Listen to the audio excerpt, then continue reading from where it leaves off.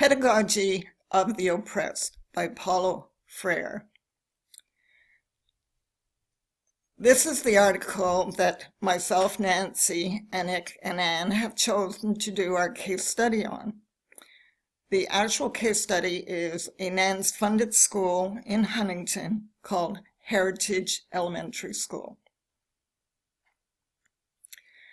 First, what is oppression?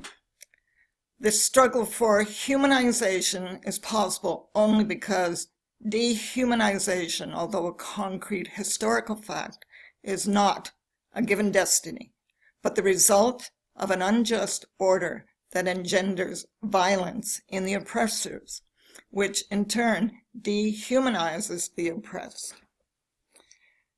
Because it is a distortion of being more fully human, sooner or later, being less human leads the oppressed to struggle against those who make them so. This is a quote by Freire, but in other words, what he was trying to say is the oppressed will eventually fight to be treated with dignity.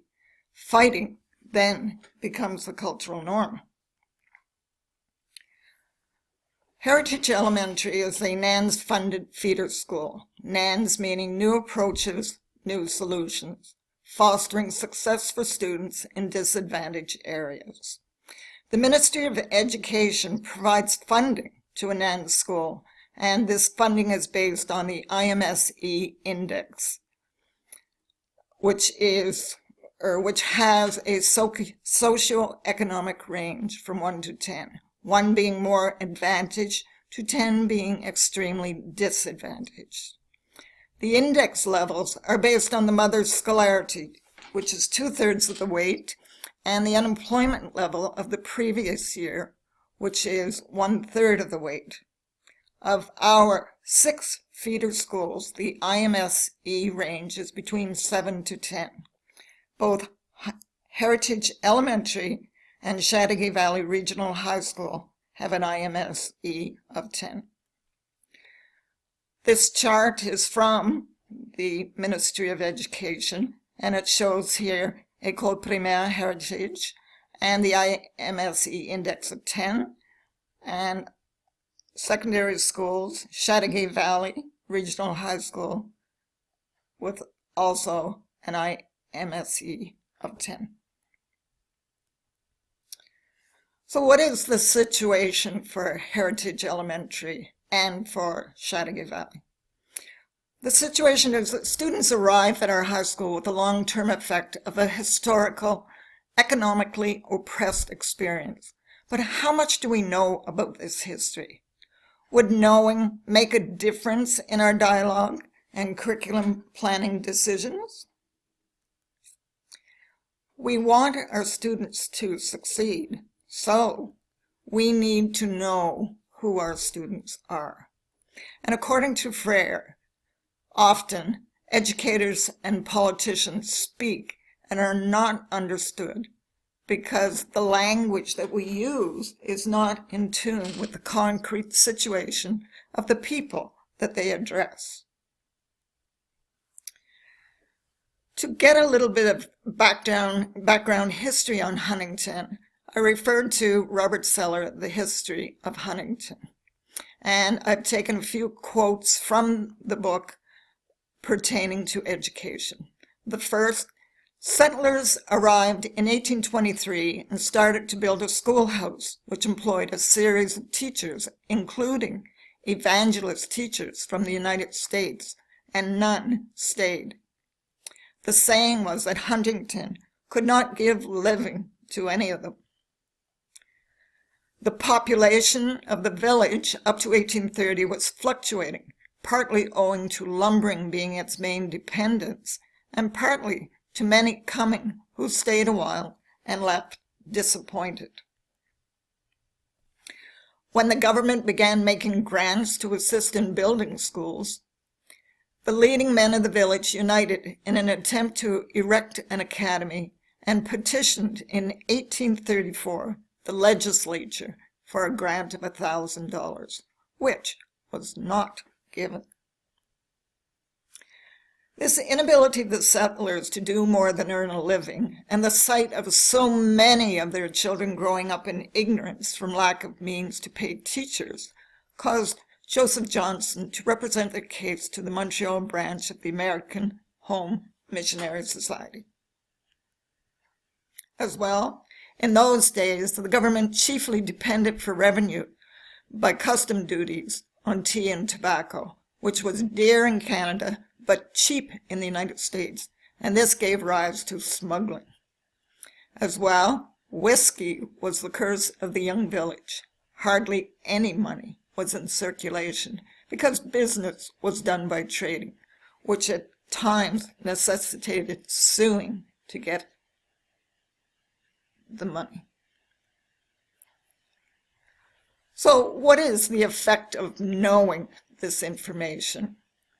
The question, does knowing the history make a difference in our dialogue and thoughts about them versus us? And should knowing the history affect our curriculum planning decisions? What is worth learning to an individual or in an education system? What is worth learning? To an individual, it is anything deemed of value that stimulates the brain and thoughts, that helps the person to grow, that creates a new idea, concept, or perspective. As a learner, we can ask ourselves questions. What do I want? How do I get there? How am I doing? And what have I achieved? In education, learning is whatever the educator decides is knowledge. In the banking system analogy, knowledge is deposited in the student's brain. Freire states that dialogue leads to communication, and without communication there can be no true education. Generally in life, knowledge is acquired to be used, but school learning more often fits Freire's apt metaphor. Knowledge is treated like money, to be put away in a bank for the future. What knowledge and know-how is of the most worth, and for whom?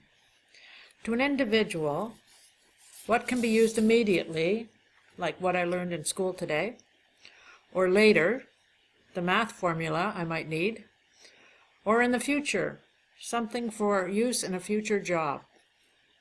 To an education system, sharing ideas through dialogue and a perception of needs. To a community, it could mean the knowledge of how to survive in that locale, social skills to fit into the group, the society, or the culture, or even practical life skills. In 2005, in Huntington, 2 companies closed the factories that were there. 800 people lost their jobs. The average age in the town at the time was 45. The population was 2,500. 1,400 of which were under 18 or over 60. The mean salary at the time was $41,000. Single families had an income of $21,000. These are significant facts when planning curriculum. According to Freire, knowledge should be based on the needs of the people, not in consultation with educators or oppressors or the cultural invaders or revolutionaries as he describes. What does it mean to know something? It is to understand a concept in relation to your own ideas, frame of reference, language, situation, and environment. As Cynthia Chambers says in her article, Canadian curriculum should be about where we live now, in our own language, with tools we know, and a map we know. This is just a map. But when we look at it, we see details and that of Huntington is bordered by the U.S. to the south, the First Nations to the west, Ontario to the north, and there are issues related to living in this area, then these can affect curriculum development. Through what kinds of content, activities, and experience can students develop meaningful understandings of the world and the capacity to act wisely and strategically? Through dialogue. Freire states, to challenge the educator and the student. He refers to the teacher-student and the student-teacher relationship. They each bring something to the situation that challenges both.